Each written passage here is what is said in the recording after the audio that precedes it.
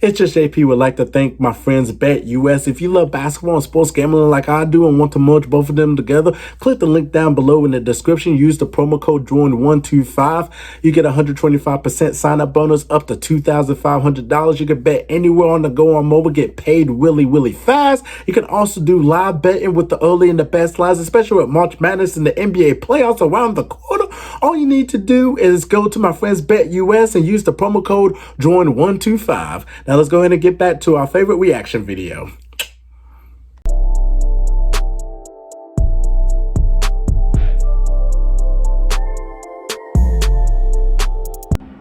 What up, JP Nation? This your boy JP. We just saw Game 4 of the first round NBA playoffs between the Boston Celtics and the Brooklyn Nets, where we saw a sweep. I might have to get a broom right now. A sweep, which we didn't expect. A lot of people didn't expect the Celtics to sweep the Nets. We thought this series will go 6 or 7 games because it was the most anticipated matchup that everybody was looking forward to, because Brooklyn getting back Kyrie full-time and then KD doing his thing, and then with Ben Simmons possibly playing and everything, like everybody was just talking about Brooklyn. Wow, watch out for Brooklyn in the playoffs.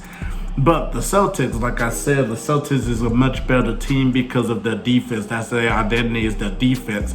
And getting Derek White in the trade, with Tatum and Brown and then Marcus Smart facilitating too and playing defense, like they are able to move the ball and everything. And it's not going to be just Tatum and Brown. You got to watch out for, Grant Williams or Peyton Pritchard or Al Horford or Daniel Tice might be hot one game and everything. But we're going to go over the season series and my thoughts and everything here. So before I go into my thoughts, make sure you subscribe down below to ItzJustJP for more basketball content. Please check out my latest video of Kawhi Leonard in the 2019 playoff run reaction. One of the best playoff runs I have ever seen. And also, make sure you tell everybody we're on the road to 2K. Make sure they watch and subscribe and like this video at the end. Comment down below. Tell me what you want me to react to next, and tell me your thoughts about the series right here between the Celtics and the Nets. So, looking at game 1, looking at this series and everything, I'm gonna start off with the Celtics. Jason Tatum, averaged almost 30 points against the Nets and was just he proved that he is the number one option for any contending team, especially for Boston, the way that he's playing. Like, he been having really good series this season against the Nets, especially the last time they faced each other in the regular season, where Jason Tatum went off for 50-something points, and the Celtics won that game too as well. So Jason Tatum, man, his offensive ability, he got a lot better. And then you see that he's not doing like these tough shots and everything. He's actually facilitating, becoming a really good, better playmaker and everything. So he is initiating everybody in the offense. It's not just him, but Jaylen Brown, Marcus Smart, Daniel Tice, Al Horford, Peyton Pritchard, more and more people right here. So it's been, it's been just an amazement and a jump to see Jason Tatum leap up and could be knocking on that top 10 door. He's close. He is knocking on that top 10 door. How they're going to do the ranks next year, I'm not even know. But, he is knocking on that top 10 door as best players in the NBA. And he was going at KD too as well, defensively too as well. And we'll get to KD a little bit later on. But he's been playing a lot of defense on KD, just blocking shots, stealing the ball. I mean, he was giving KD a lot of problems, along with other people like Grant Williams, just to name a few that's been on KD. Marcus Smart too, just playing physical right there on KD. So, but Jason Tatum just been sensational. I also said that Jaylen Brown, it can't be just Jason Tatum, but Jaylen Brown got to be consistent when it comes to scoring, and he's been that. He's been consistent on scoring, especially in game 3 with the heat up in the 4th quarter. He just destroyed whoever was on him in the 4th quarter in game 3. Like, he was just heating up like crazy.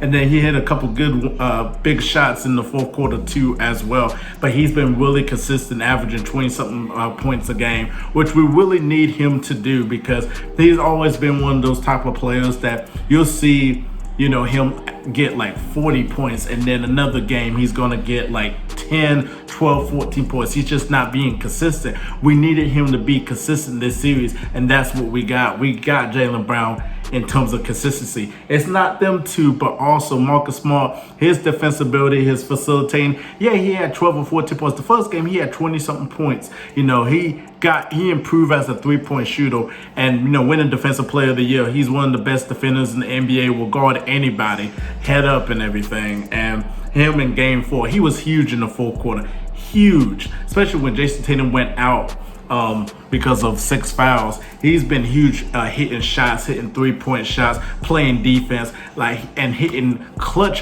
free throws to ice the game. Even though he missed that one, but he still iced the game with his free throws. But yeah, Marcus Smart has been a difference maker too as well, and not really going too crazy, just playing his role.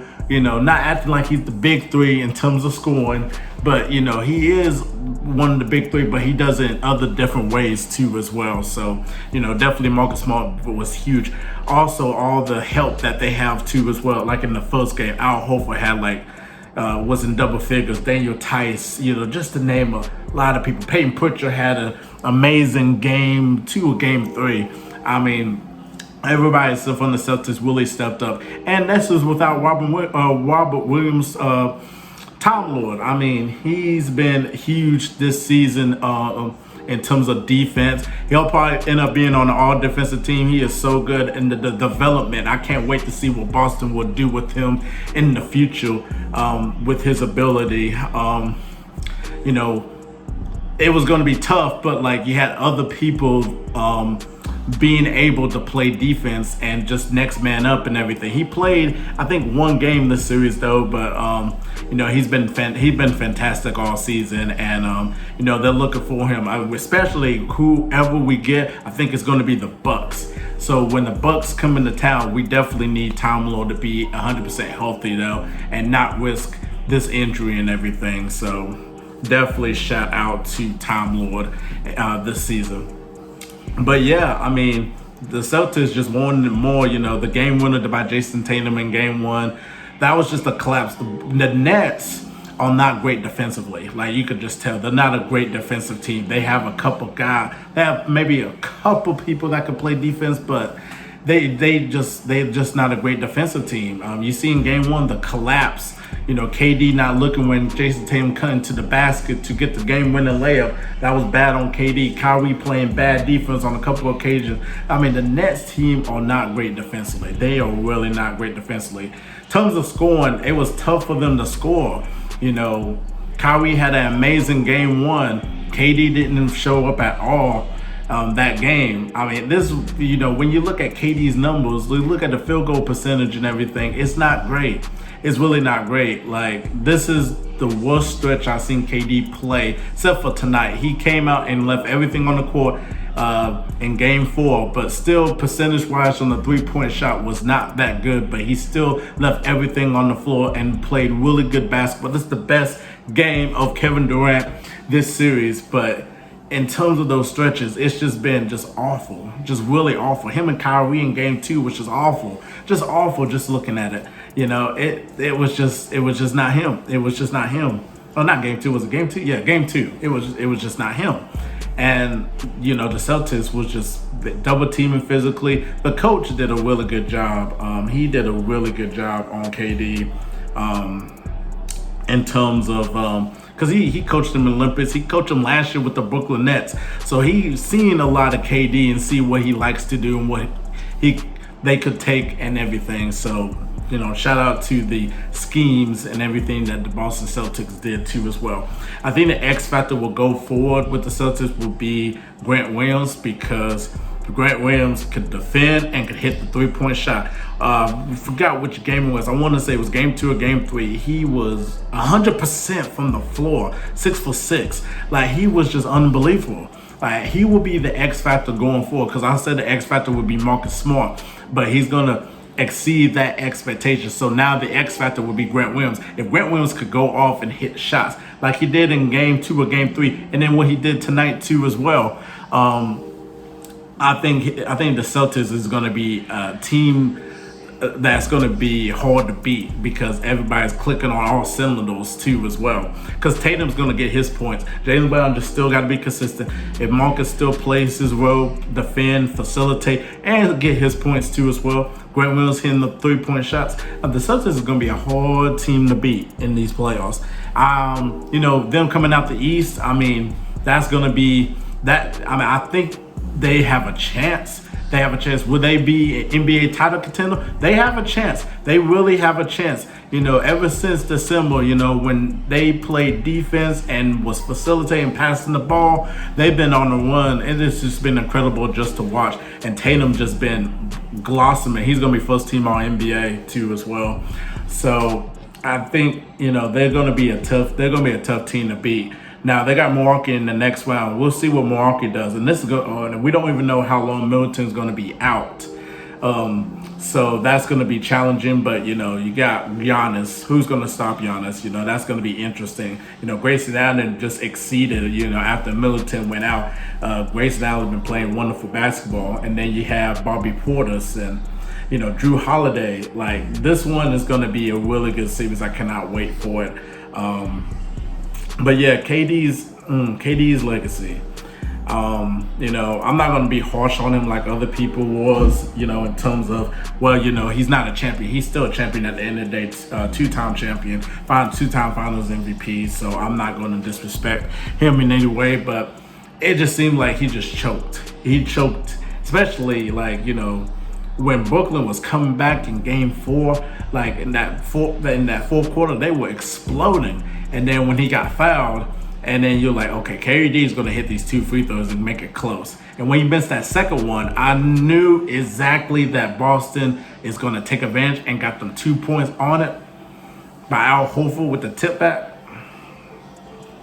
I just knew it was over. Like KD missing a free throw right there in the clutch time.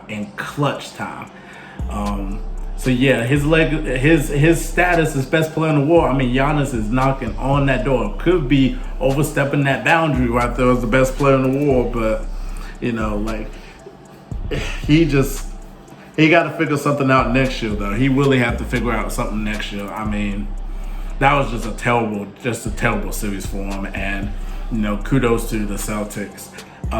Is Steve Nash going to get fired? I would assume so, just because, you know, I just never trusted him as a coach. Even when they hired him, I just never thought he would be a good fit for the Nets. You would need someone to motivate them. You would need someone to go to that next level. They don't have that with Steve Nash. And just the X's and O's, a lot of ISO in this series. I mean, Steve Nash is not the perfect coach. I even said it on somebody's podcast that Steve Nash is not the perfect fit for the Nets. Even though a lot of Nets fans were like, oh, you know, he's going to come. Look at the season that he had and stuff. Look what he went through and all that. Okay, but when it comes to crunch time and all that, is Steve Nash going to save you in terms of his coaching? No, he's not.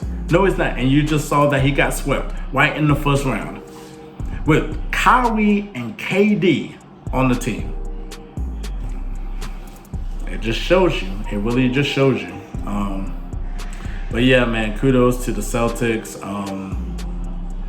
Man, wow. I would never expected this series to just go only 4 games. Just wow. They just proved to you that Celtics wanted it more, pretty much, than the Nets. And definitely comment down below and tell me your thoughts about the series and you know, what you expect the Nets is going to do moving forward.